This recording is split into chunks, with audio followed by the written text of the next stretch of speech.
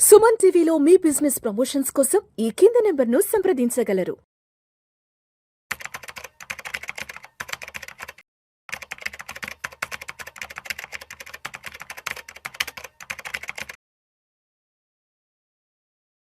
అనిల్ గారు నమస్తే సార్. నమస్తే విష్ణు. అనిల్ గారు, ఒక 3-4 ఇయర్స్ నుంచి బంగారం వెండి ధరలు ఎందుకు ఇంతలా పెరుగుతున్నాయి అంటే దానికి ప్రధాన కారణంగా మనందరం మాట్లాడుకున్న కారణాలు ఒకటి రష్యా యుక్రెయిన్ యుద్ధం, ఒకటి తర్వాత ఇజ్రాయెల్ ఇరాన్ యుద్ధం, ఒకటి తర్వాత కాంబోడియా థాయిలాండ్, ఇప్పుడు లేటెస్ట్ గా యుఎస్ఏ వెనిజులాకి సంబంధించి కొంత యుద్ధ వాతావరణం నెలకొంది. వెనిజులా అధ్యక్షుడిని అమెరికా వాళ్ళు బంధించి తీసుకెళ్లిపోయారు.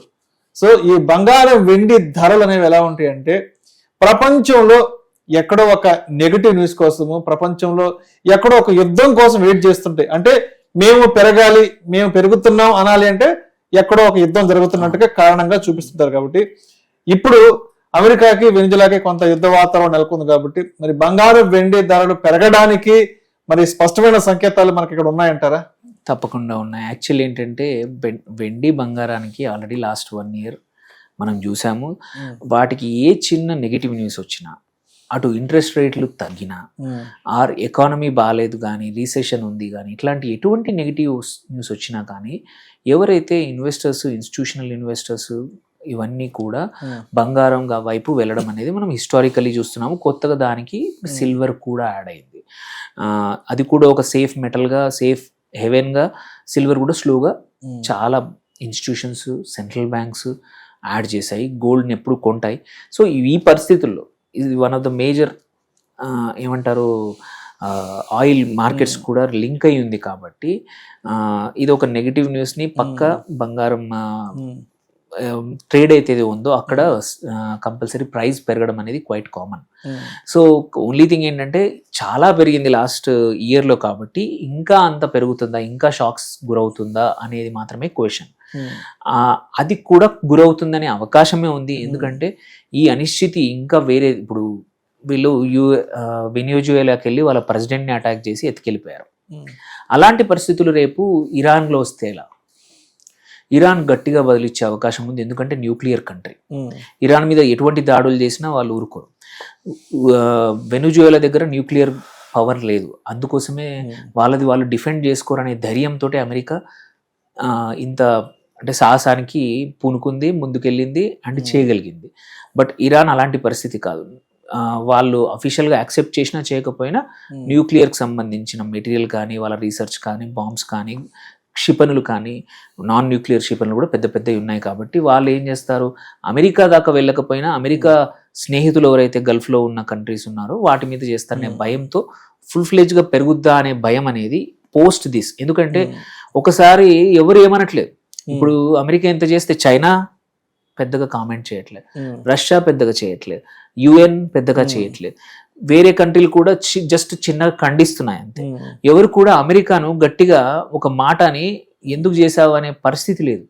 సో వాళ్ళకు కూడా ఇంకా ధైర్యంతో ఇలాగే రేపు ఇరాన్ మీద కూడా చేస్తే, ఇరాన్ మీద చేస్తే యుద్ధం స్ప్రెడ్ అయ్యే అవకాశం ఉంది. అటు యుఏఈ మీద కానీ, సౌదీ మీద కానీ, ఏవైతే అమెరికన్ ఫ్రెండ్స్ ఏవైతే ఉన్నారో, ఎందుకంటే ఇరాన్కి దగ్గరగా ఉంది, అన్నిటి మీద చేసి అందరినీ ఇన్వాల్వ్ చేసి ఏదైనా 3వ ప్రపంచ యుద్ధం లాగడానికి ఇరాన్ లాగినా లాగచ్చు అనే భయాలు ఎక్కువగా పెరిగిపోయాయి. సో ఇలాంటి పరిస్థితులు బంగారం కంపల్సరీ మనం చూసాం. ఆల్రెడీ వాళ్ళ ఓపెన్ అయిన మార్కెట్లు, వీకెండ్ ఉండింది, వాళ్ళు వీకెండ్ చేశారు. ఇప్పుడు ఏషియన్ మార్కెట్స్లో కానీ, మన ఇండియన్ మార్కెట్లో కూడా బంగారం ఆల్రెడీ ఒక 1.5 నుంచి 2% పెరిగింది. సిల్వర్ మళ్ళీ 3% పైన పెరిగింది. ఈ వీకెండ్ మళ్ళీ న్యూ ఇయర్ మధ్యలో మార్కెట్స్ క్లోజ్ ఉన్నాయి. ఇప్పుడు సిల్వర్ కరెక్షన్ అయింది కొంచెం, మళ్ళీ 2,50,000 కిందికి వెళ్ళిపోయింది, 2,40,000 దగ్గర దాకా వెళ్ళింది. అలాంటిది ఇప్పుడు మళ్ళీ ఒక 7-8,000 పెరిగి ఇండియన్ MCXలో కూడా 2,45,000 దగ్గర ట్రేడ్ అవుతా ఉంది దగ్గర.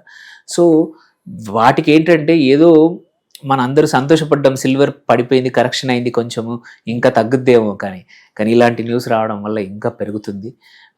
ఓన్లీ థింగ్ లాంగ్ టర్మ్లో ఏంటంటే అటు వెనిజువేలా దగ్గర కూడా కొన్ని గోల్డ్ మైన్స్ ఉన్నాయి, సిల్వర్ మైన్స్ ఉన్నాయి. అమెరికా ఏదైనా అక్కడ స్టెబిలిటీ తీసుకొచ్చి నెక్స్ట్ ఫ్యూ ఇయర్స్లో ఈ సప్లైకి కొంచెం ఈ షార్ట్ సప్లై ఏదైతే ఉందో ఈ 2 మెటల్స్లో కూడా షార్ట్ సప్లై ఉంది, ఎస్పెషల్లీ సిల్వర్లో ఎక్కువగా ఉంది. ఆ మైన్స్ ఏమన్నా అమెరికన్ కంపెనీస్ కానీ వేరే వాళ్ళు ఎవరైనా ఇన్వెస్ట్ చేయడానికి అవకాశం ఇస్తే సప్లై పెరగచ్చు. అదర్వైజ్ మాత్రం షార్ట్ టర్మ్లో ఈ యుద్ధ వాతావరణం మొత్తం స్టెబిలైజ్ అయ్యేంత వరకు అన్సర్టనిటీ అలాగే ఉంటుంది. బంగారం వెండి మాత్రం పడిపోతుందని ఆశ పెట్టుకున్న వాళ్ళకి మాత్రం కొన్ని రోజులు పక్కన పెట్టండి ఆశ. అంత ఫాస్ట్గా పెరగకపోవచ్చు, బట్ పెరగడం మాత్రం గ్యారంటీ. తగ్గడానికి మాత్రం ఉన్న చిన్న చిన్న ఆశలు కూడా పోయాయి. ఎందుకంటే మొన్నటి వరకు తగ్గుతుందా పెరుగుతుందా, ఈ ట్రంప్ కు సంబంధించిన టారిఫ్లు సరే అంత కొంత శాంతించాయి, ప్రస్తుతానికి ఏదో సాఫీగా సాగిపోతున్నాం అనుకుంటున్న టైంలో ఇప్పుడు మళ్ళా కొత్తగా అమెరికా వెనుజులా అంశం తెర మీదకి రావడం అనేది మళ్ళా కొంత ఈ మెటల్స్ కి సంబంధించిన మార్కెట్లను ప్రభావితం చేసే అవకాశం ఉందంటారు అయితే? అవును, తప్పకుండా ఉంది. అండ్ ఈవెన్ ఈసారి యాక్చువల్లీ ఏంటంటే ఆయిల్ మార్కెట్స్ కూడా జనరల్ గా యుద్ధం అప్పుడు షాక్ గురవుతాయి. ఎగ్జాక్ట్లీ సార్, బట్ ఈసారి అవ్వలేదు. అవ్వలేదు ఎందుకంటే అడిషనల్ ఆయిల్ ఇక్కడ జరగడం వల్ల వెనిజుయేలా అనేది ఆయిల్ త్రవ్వి సప్లై చేయలేకపోతా ఉంది. ఇప్పుడు ఈ అనిశ్చితి పోవడం వల్ల అమెరికన్ గవర్నమెంట్ యొక్క పప్పెట్ ఎవరో ఒకరు ఇన్స్టాల్ అవుతారు. వాళ్ళు ఆల్రెడీ చెప్పేస్తున్నారు.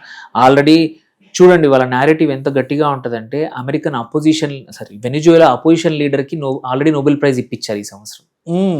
ఆవిడని రెడీ చేసుకున్నారు. ఆవిడని ఇప్పుడు పవర్ లోకి లాక్కొచ్చేసి ఆవిడ కంపల్సరీ అమెరికా చెప్పినట్టు ఇన్వెస్ట్మెంట్లు చేయాల్సిందే, ఒప్పుకోవాల్సిందే. సో ఆ లెక్కన గ్లోబల్ మార్కెట్లో ఆయిల్ సప్లై గ్లట్ రాబోతుంది, అంటే పెరగబోతా ఉంది. సో మంచిదే. కాకపోతే దీనివల్ల మాత్రం సేఫ్ హెవెన్ మాత్రం ఇంకా గోల్డ్ అండ్ సిల్వర్ వైపు ఇంకా ఎక్కువగా వచ్చే వాళ్ళ అవకాశం ఉంది. ఇంకా మోర్ రిజర్వ్ బ్యాంక్స్ ఇటువైపు వచ్చే అవకాశాలు ఉన్నాయి, ఇన్స్టిట్యూషన్స్ వచ్చే అవకాశాలు ఉన్నాయి. కాబట్టి ఎగ్జిస్టింగ్ ఇన్వెస్టర్స్ మాత్రం ఇది పండగే, ఇంకొంచెం పెరుగుతుంది. కాకపోతే ఏంటంటే కుదిరినప్పుడల్లా కొంచెం ప్రాఫిట్ బుకింగ్ పార్షల్ చేసుకోవడం మంచిది ఇట్లాంటి అవకాశం వచ్చినప్పుడల్లా. ఎందుకంటే కొద్దిమంది లాస్ట్ 6 monthsలో ఇన్వెస్ట్ చేసిన వాళ్ళు ఉన్నారు సిల్వర్లో, గోల్డ్లో. ప్రాఫిట్ బుకింగ్ ఎప్పుడూ ఎసెన్షియల్. మీ దగ్గర 10 కిలోలు ఉంటే ఒక 2 కిలోలు అమ్మేసి ప్రాఫిట్ బుక్ చేసుకుంటే ఏంటంటే మెంటలీ సాటిస్ఫాక్షన్ ఉంటుంది. దెన్ ట్రేడర్స్ ఎవరైతే ఉన్నారో వాళ్ళకు మాత్రం ఈ వొలటిలిటీ అనేది ఎప్పుడు మంచిదే, ఎందుకంటే వొలటిలిటీ ఎక్కువ ఉంటే వాళ్ళకి లాభాలు ఉంటాయి.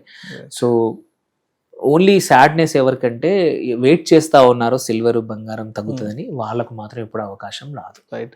అయితే రీసెంట్ గా వరల్డ్ గోల్డ్ కౌన్సిల్ కి సంబంధించిన వాళ్ళు కూడా 2026లో మొత్తానికి 1,90,000 నుంచి 2 లక్షల వరకు గోల్డ్ వెళ్ళే అవకాశం ఉందని కూడా ఒక 10 days బ్యాక్ చెప్పారు. బట్ ఇప్పుడున్నటువంటి అమెరికా వెనిజులాకి సంబంధించిన యుద్ధ పరిస్థితులు చూస్తుంటే వరల్డ్ గోల్డ్ కౌన్సిల్ వాళ్ళు అన్న మాట నిజం కాబోతుందేమో సంకేతాలు కూడా చాలా స్పష్టంగా అర్థమవుతున్నాయి. ఎందుకంటే ఈ యుద్ధ వాతావరణం అనేది స్ప్రెడ్ అయ్యే అవకాశం ఉంది. ఎందుకంటే కౌంటర్ లేదు, అమెరికాకి కౌంటర్ లేదు, ఎగ్జాక్ట్లీ కౌంటర్ లేదు. సో వాళ్ళ దుశ్చర్యలు ఏవైనా సరే, వాళ్ళు ఏం చేద్దాం అనుకుంటే దుశ్చర్య గానీ ఏ చర్యలైనా సరే వాళ్ళు చేద్దాం అనుకుంది చేసేస్తున్నారు. అమెరికా కట్టని చెప్పేవాళ్ళు ఎవరు లేరు ఇప్పుడు. అందుకే అంత పెద్ద పాత్ర పోషిస్తున్నారు. ఎందుకంటే ఇప్పుడు ఇరాన్ మీద ఇలా దుశ్చర్య చేస్తే మాత్రం అటు అమెరికా ప్రత్యర్థులు ఎవరైతే ఉన్నారో, ఒకటి చైనా కానీ అటు రష్యా కానీ ఎలా రెస్పాండ్ అవుతాయి అనేది చూడాల్సిన అంశం. అది వస్తే మాత్రం అనిశ్చితి ఇంకా పెరుగుతుంది. అందుకోసమే హార్డ్ అసెట్స్ సిల్వర్ గోల్డ్ వైపు మల్లుతా ఉన్నారు ఇన్వెస్టర్స్ ప్రపంచవ్యాప్తంగా. అది 2026లో జరిగింది, 25లో జరిగింది, 26లో ఇంకా ఎక్కువగా జరగబోతోంది ఇట్లాంటి అనిశ్చితి ఇలాగే కొనసాగితే. సో మీరు ఉన్నది జాగ్రత్తగా ఉంచుకోండి. కావాలంటే బంగారం సిల్వర్ కొంచెం ఎంటర్ అయినా ఇబ్బంది లేదు ఈ లెవెల్లో కూడా. Thank you sir, thank you so much.